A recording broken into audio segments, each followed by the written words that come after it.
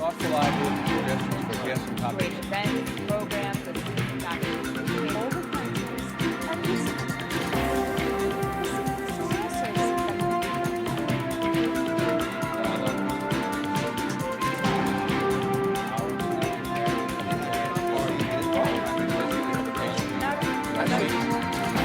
Welcome to this week's segment of Dialogue Houston. I'm your host, Lawrence Payne. For those joining us perhaps for the first time here for Dialogue Houston, we can be found now every Tuesday and Thursday at 6 a.m. and again at 6 p.m. and on Saturday afternoons at 3 p.m. As always, in the top of the hour, let me thank you for your thoughtful calls, emails, and text messages that you've given us for our previous shows and guests, but also your great ideas for suggestions for guests on our upcoming segments of Dialogue Houston. For after all, this is your community affairs, public affairs show here proudly on HTX TV, now celebrating its 30th year here on HTX TV. We have a great show lined up for you today. We're focusing on a very extraordinary family who believes in civic engagement, who believes in passing that lesson on to their children at an early age, who believe in doing it in a way that gets their message across in a strong, bold way with civility, who understands that the electoral process, the legislative process, is the only way to achieve change, who understands that this journey to educating themselves, their family, their kids, and their community is a way to get us more clarity, more equity, more equality, more understanding of the issues that impact all of our lives as Houstonians and Texans, but also with the clarity of understanding that it begins, as it always has, in the home, that the role models begin in the home, and that we begin to develop that sense again of going forward, of instilling those values and those ethics within our children.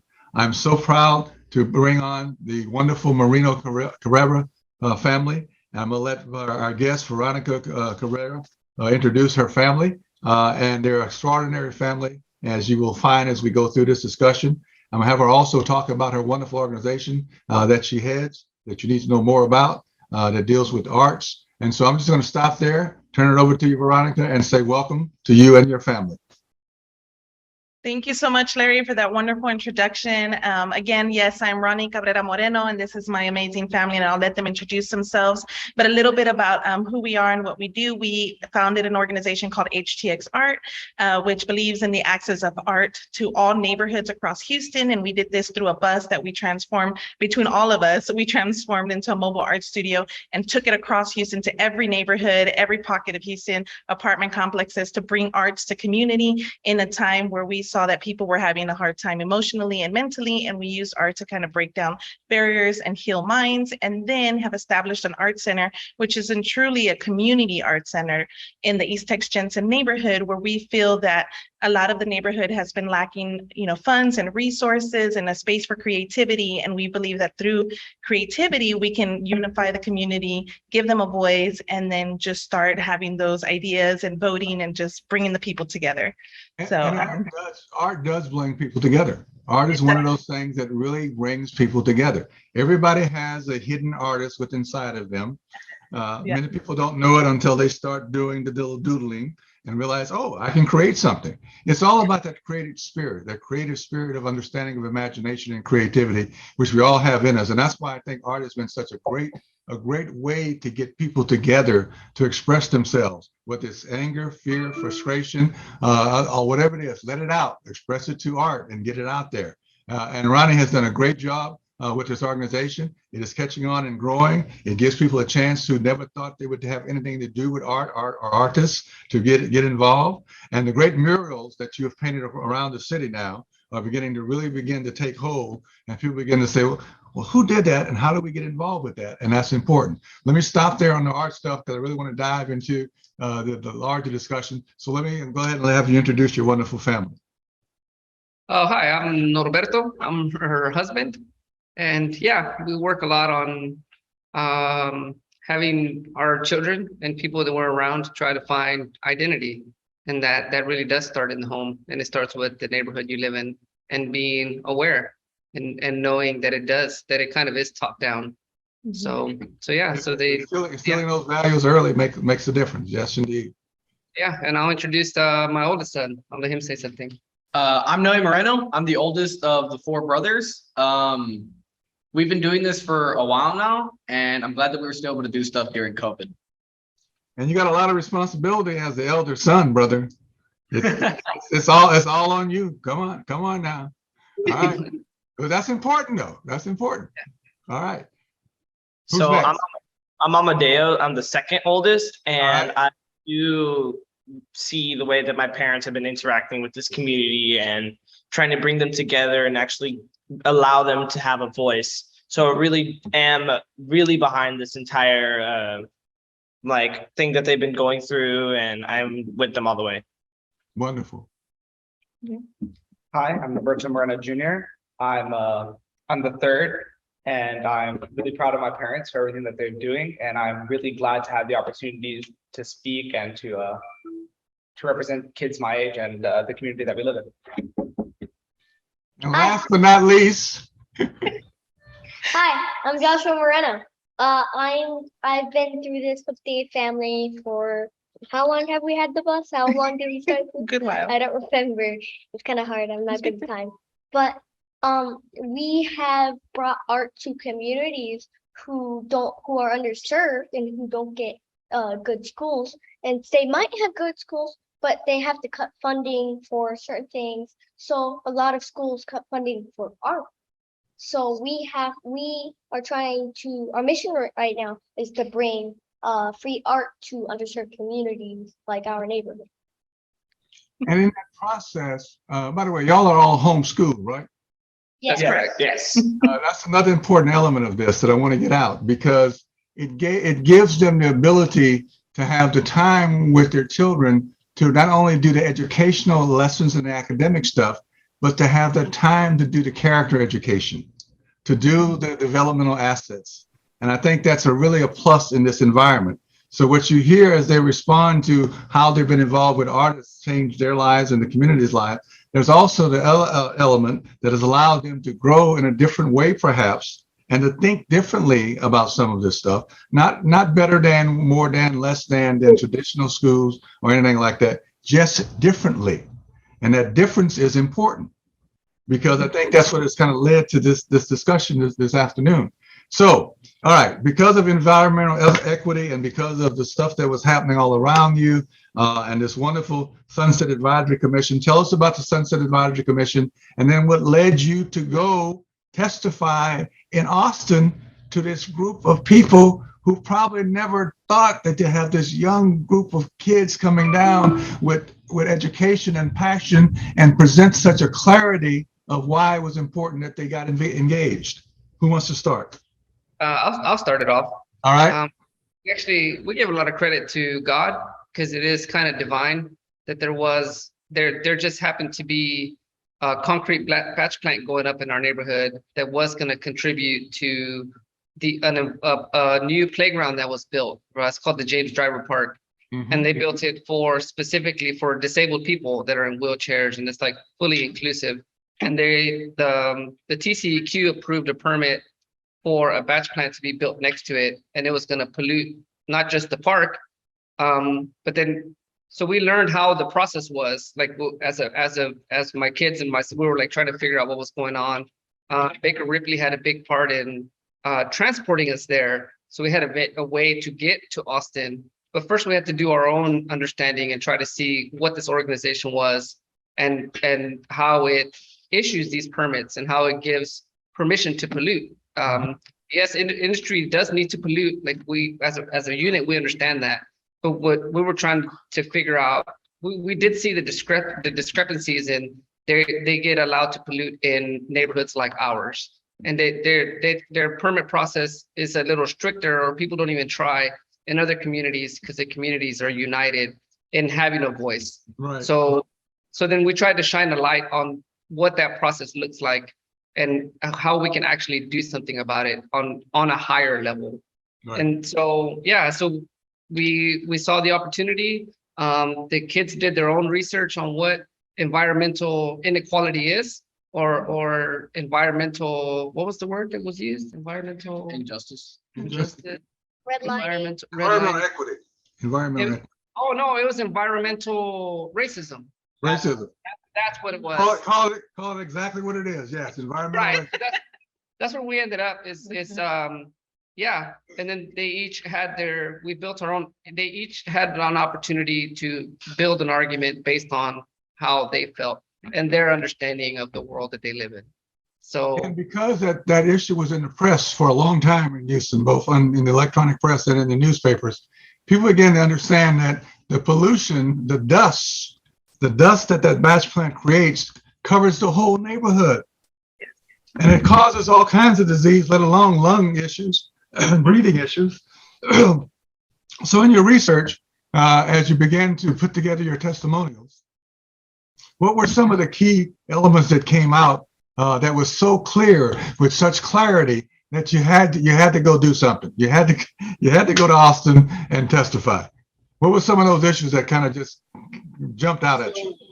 The biggest, I wouldn't say the biggest thing, but one of the factors was the fact that our business got hired to be there for the opening. And we got to firsthand see on how accessible this park was for literally everyone. It had a lot of really nice sloping ramps for people in wheelchairs to be able to ride. There was a bunch of noises for blind people to be able to see, oh, I can go this way, I can't go this way. There was braille. There was a lot of, it was very, very well done. And this park was very impressive. And you don't get a lot of parks like that. And Right. so it Especially really, in our neighborhood. yeah, especially in our neighborhood. It's And it's so- a very nice park, by the way. It is a very nice park. So it was very shortly after them announcing the park being released that it's gonna just get ruined, essentially, that it's not gonna be safety, it's not gonna be safe for your health to be able to just go to this amazing park. That really hit home. It's Right. we got this awesome park and they're gonna ruin it for us before we even get to wear it in. And so I think that was the biggest factor. We also had an opportunity, we got offered to get a ride to Austin, and we decided to jump on the bandwagon and get over there. And so we did research beforehand, we did research on the ride over there. And so my dad had these bunch of packets that had a bunch of different stories that were on the bus. And so he just handed a bunch of them to us, and he was just like, you guys each have to read at least 4 packets. You have to pick out something and you have to let me know what you think you can build. All right. that does go back to the educational aspect of this, that there is historic information. The information is out there. This is a very deeply rooted issue. It is something that's been affecting, generation after generation, like it does.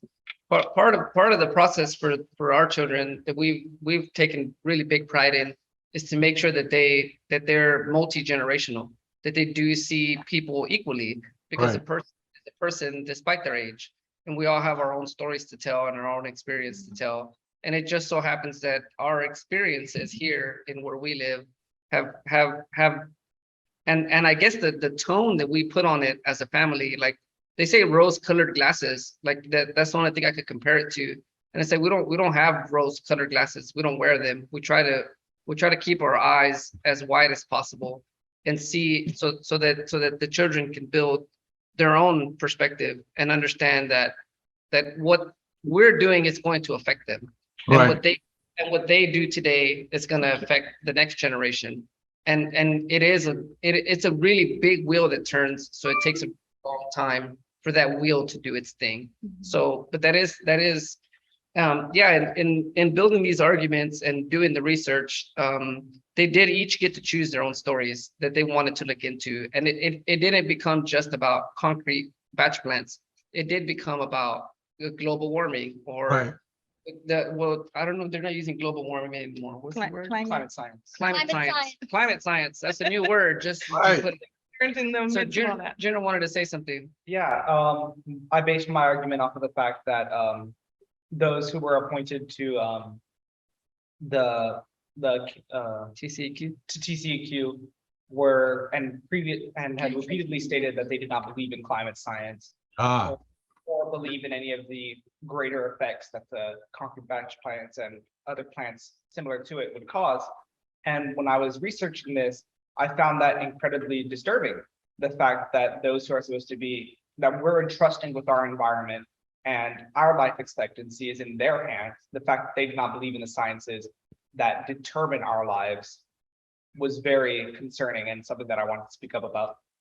Good point. Very good point.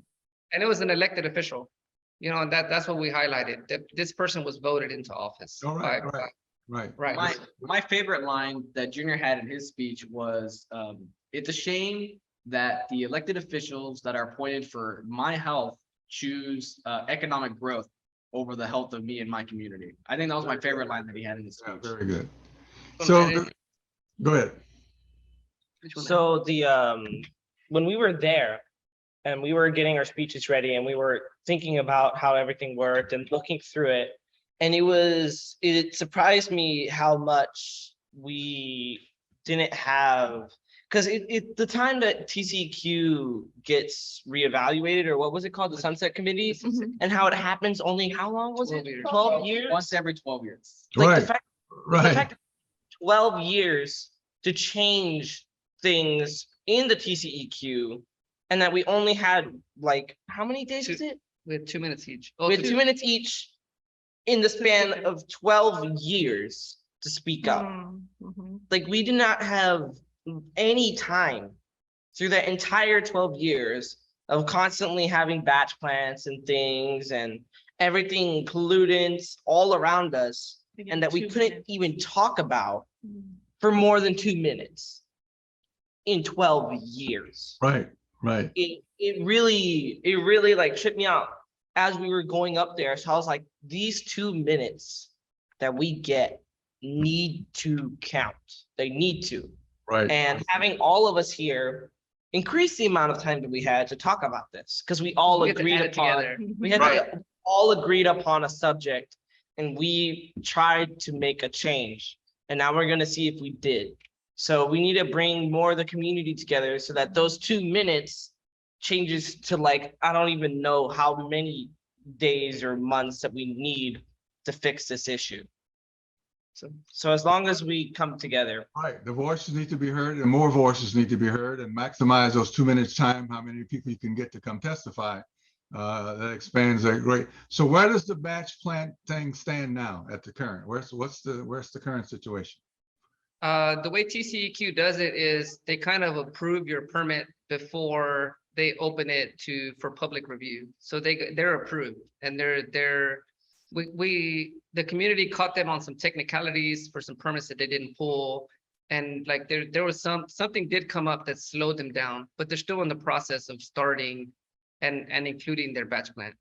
And then we learned that they don't factor in like the traffic, how the big trucks are gonna mess up the road and how they're gonna get access. Like none of that goes, TCEQ doesn't do environmental stuff, but then it leads back to us being in Texas and being under like the EPA not being here and having oversight. That we have TCEQ that does certain aspects of it, and then we have, it's broken up very weird in this state that we live in, and it's very eye-opening to navigate it, because there are ways to do more. It's just it's going to be cumbersome. It's going to be years before we see anything from this. Lots of advocacy. Go ahead. No, go ahead. No, I was just saying that means it's a lot of education that needs to be done. Yeah. Awareness, and a lot of having meetings, bringing people together, and really understanding. And Noe brought up in his speech that it is very complicated to understand these things. He was. So and I thought this was kind of heartbreaking. Of course, we weren't the only people that went to testify. And so there were various other people that decided to come out to Austin and testify. And so one of the people that testified went on and trying to get information about pollution in their area and trying to understand why their daughter was having breathing issues. And so the amount of legal jargon and technicalities and issues that she had, just trying to simply get information about the area that she lived in, was insanely difficult and ludicrously expensive. She had to hire lawyers to try and like decipher almost this legal jargon. And it took her multiple weeks to just understand. And so I think that it was just appalling at how insanely difficult it was to just understand, is it safe where I live for my health? And that was, it was very sad to think about. It was very, very sad. So since this is a state issue and a state approval issue, what happens in this process is very clear. The city and the county and your local elected officials have really no say-so, no import, no power, no in this process. Is that true? Or is there still something going to be mounted on the city and county levels to kind of get back with the state and say, look, time out. You really need to look at what you're doing in this neighborhood and community. We know it's a person of color neighborhood because we dump all this stuff always in persons of color neighborhood. That's what we've done traditionally. We know that y'all don't care because it is a person of color neighborhood. However, you have to look at all the other factors, the health issues, the concerns, the environmental issues. What you're doing to this community has to be taken in consideration. And it's got to be a way, it still seems to me there's got to be a way to mount some kind of movement, some kind of clarion call of the neighborhood and the community to say, look, this just can't happen. It may be legal. It may be legal, but it's still wrong. And that's the issue here. It may be legal, but it's wrong. Well, I guess the avenue that I'm seeing that works for the people in charge currently is they lobby. Honestly, they sit there in our capital, in our state capital, and they lobby for rules to be paid lobbyists, yes. And that's something that nobody lobbies for my neighborhood. Right. So it becomes, and we do have city services, and there are council members that are engaged, and there are city officials that come out. Went out. And the commissioner was with us, and so The commissioner even offered to buy the property from the batch plant. TCEQ for this from the specific batch plant issue. Yeah, people. Oh, the county did? Yeah, the county commissioner offered came out. to Mhm. purchase the property to try They to. said no, right? Yeah, they said no because they're still. They're standing their ground. Yeah, they want to make money, but it's still, I think that's a big aspect that we're missing is representation. And part of it is the community doesn't have an identity. That's part of the issue. Well, it's like, it's a no-name Unified voice. set of streets, and there just happens to be houses there, and it's not, it has to do with engagement ultimately, and that involves a lot of door knocking. It's door knocking, it's boots on the ground efforts that are. And educating the youth. And educating the youth, because I don't want to walk all day, but they can. Right. They can knock on doors all day. I mean, I'm Josh, I'm you're gonna not, go knock on doors and. yeah, I'm not So- terrible, but So the humanity of this issue is, let me talk about that for a moment. If the county offered to buy the land from them, all right, at a fair market value price, I'm sure, which gave them the ability to go find another location and still build their plant that didn't have the kind of neighborhood community impact that this one would. Why would they not take up the county's offer to do that? So what that tells me even more is their lack of humanity, their lack of concern for human beings who happen to be persons of color. It is truly environmental racism, is so great and so at a heightened level that they wouldn't even consider the offer from the county that left them whole, did not make them lose anything. So that's the issue to me that needs to be addressed even more. Why is this company so non-caring about human beings? To me, at this point, it's just straight up petty, at least in my opinion, is the way I see it. It's almost just pettiness that we're trying. And so just despite us, they're going to stay. But there is a perspective to it. Like I was saying, there are those glasses that you can put on that make it easy to put blame on industry. And it's not necessarily, because I spoke with the owner of the business that's starting it. And he's a brown man like myself. He's a Hispanic person from the Valley, from Texas. And he's got the right idea that he needs to be near the freeway. He's got the right idea, like as far as his business goes and the wealth of his family and trying to leave something for the next generation. Like I'm out for that too. I need to start an organization that will help my kids go to college and it is about making money in the end, but it's up to the state to decide this is an industrial zone. They have access to the freeway here and there, and it doesn't interfere with the city. And that's what other parts of the world do. Like Dubai has an industrial city that it's all industrial and it all Right. takes people in one spot. And it's not like scattered here and there because the property is cheap right here. And because you have quicker access to the freeway. It is kind of, there needs to be a separation between industry and dwellings. And that's not the world we live in. So it's not necessarily that this business owner is a bad person. It's that the way things are set up, it was a very inexpensive piece of land. It was right near the freeway. So it makes it easy for the trucks to come in and out and his material to be delivered. So it is about, yeah, it has to do with that as well. Can I? But also when you are really thinking, like Larry's saying, when you are really thinking about people and your neighbor and fellow humans, you will take into consideration full circle how it affects your neighbor. I think Joshua wanted to say something. Before you go, Amadeo. Whenever I was at the TCHU, I brought up a lot of points about how that there is chemicals in the ground and they can be dangerous at certain levels. So batch plants and oil rigs and stuff like that can either bring more chemicals out of the ground into the air or even put more chemicals into the ground or into the air. So cement batch plants can put dangerous chemicals in the ground that can give you cancer. And there's a place called Cancer Valley that like there's all kinds of shingles or like in the ground. Speak this way. Oh, sorry. But in the ground, there's a dangerous level of chemicals that can give you cancer. So there's a bunch of posters everywhere that say, do not touch ground, do not touch ground, do not touch mulch. And also, there was a dangerous amount of levels, and they didn't tell the people who lived there for 10 years because they legally they didn't have to. Two Right. minutes. Amadeo, did legally. you want to add something? Well, I do like one part that you brought up at the Here. Sunset Review was that you just want to be able to live life. And you Right. were saying that you want to just be able to go outside.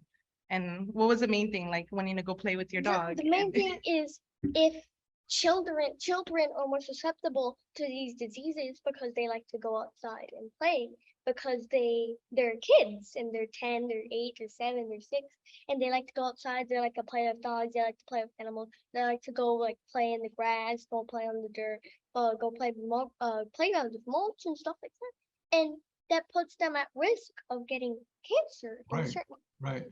that can lower their life expectancy Let's let Amadeo add something. or even kill them. So I wanted to talk about how they. Quickly, just before you start, quickly, we're running out of time, so go ahead.